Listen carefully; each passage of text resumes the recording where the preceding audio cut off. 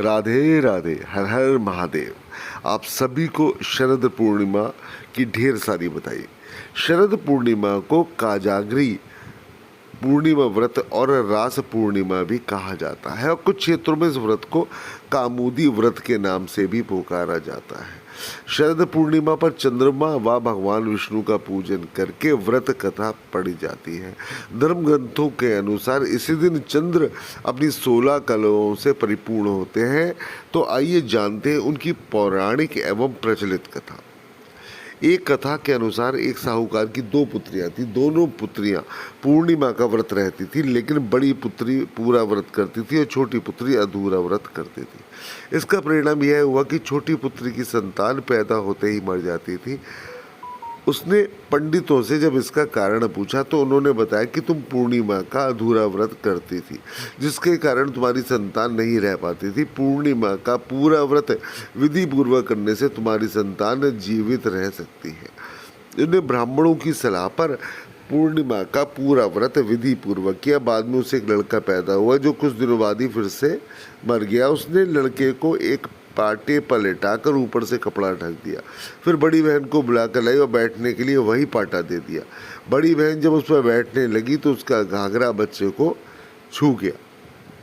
अब जब घाघरा जैसे ही बच्चे को छुआ, बच्चा घाघरा छूते ही रोने लगा। तब बड़ी बहन ने कहा, तो मुझे कलंक लगाना चाहती थी, मेरे बैठने से मर जाता। तब छोटी बहन बोली कि नहीं, यह तो पहले से ही मरा हुआ था, तेरे ही भाग्य से ये जीवित हो गया है, तेरे पुण्य से ही ये जीवित हुआ है। उसके बाद नगर में उसने पूर्णिमा का पूरा व्रत करने का ढिंढोरा पिटवा दिया। देखिए, छोटी सी कथा, लेकिन इस कथा में ऐसी जो कहते हैं ना कि इस कथा में वो बात है कि इस कथा को पढ़ने मात्र से या सुनने मात्र से चंद्रदेव की कृपा और भगवान विष्णु के श्री चरणों की कृपा प्राप्त होनी शुरू हो जाती है। मित्रों, छोटी छोटी कथाएं हैं, लेकिन इन कथाओं से जो भी, जैसे अब शरद पूर्णिमा है तो शरद पूर्णिमा के दिन जो भी व्यक्ति ये कथा पढ़ता है अथवा सुनता है तो उसके समस्त कष्ट दूर हो जाते हैं। उनके जीवन में आने वाले समस्त प्रॉब्लम्स मानो ऐसे छू मंतर हो जाते हैं। यह भी सिर्फ ठाकुर जी की कृपा से ही संभव है। आज इसी दिन भगवान श्री कृष्ण ने गोपियों के साथ महारास किया था। कहा जाता है कि आज भी निधि वन में वह रस्यात्मक लीला शरद पूर्णिमा को संपन्न होती है। किसी न किसी आत्मानंदी साधक को महारास का साक्षात्कार अवश्य होता है। शास्त्रों में शरद ऋतु को अमृत संयोग ऋतु भी कहा जाता है, क्योंकि शरद की पूर्णिमा को चंद्रमा की किरणों से अमृत की वर्षा का संयोग उपस्थित होता है।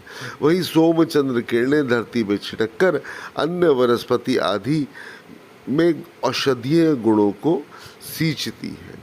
इसी दिन भगवान श्री कृष्ण की जो रास लीला है वो कहते हैं कि हर व्यक्ति को दिखाई नहीं देती, जो प्रभु के सच्चे भक्त हैं।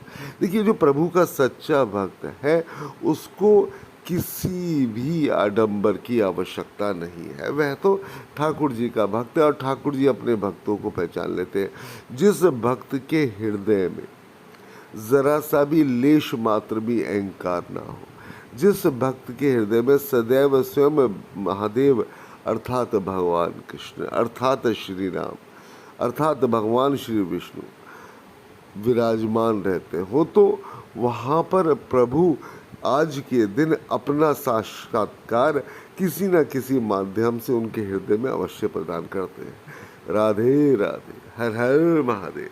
श्री कृष्ण गोविंद हरे मुरारी, हे नाथ नारायण वासुदेवाय।